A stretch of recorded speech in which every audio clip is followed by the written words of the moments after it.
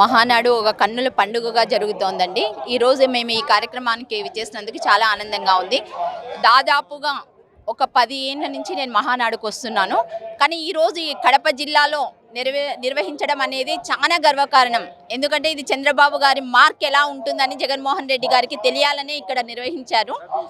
మేము అనంతపురం నుంచి వచ్చామండి, అనంతపురం కాన్స్టిట్యున్సీ నుంచి. నా పేరు విజయశ్రీ రెడ్డి, నేను నగర మహిళా అధ్యక్షురాలిని. మేడం, ఇప్పుడు గతంలో జరిగిన మహానాడు వేరు, కడపలో జరిగే మహానాడు వేరు, అప్పటికిప్పుడు ఎలా ఉంది? అంటే మహానాడు అనేది కడప అంటే పదాక వైసీపీ మా అడ్డ అంటారు. అదే అడ్డాలు ఈ రోజున మహానాడు జరుగుతుంది.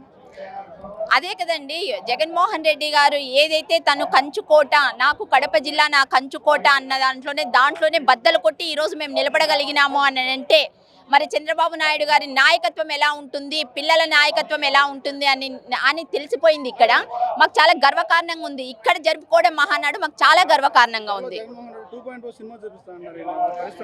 2.2 కాదు కదా, 0.0 కూడా చూపించలేడండి. 100% ఇది మేము రాసిస్తాం. ఎందుకంటే ఆల్రెడీ 5 ఏళ్ళు ఆయన చేసిన పరిపాలన ఎలా ఉందో, మహాప్రభో నువ్వు దిగిపో అని ప్రజలే అతన్ని ఇంటికి దారులు మూసేసినా కూడా ఇంకా 11 సీట్లు వచ్చినా బుద్ధి లేకుండా ఆయన అంటున్నాడు అని అంటే మరి ఆయనకి ఆత్మవిశ్వాసం కాదు, అది తలకెక్కిన పొగరు అని మేము చెప్తున్నాం.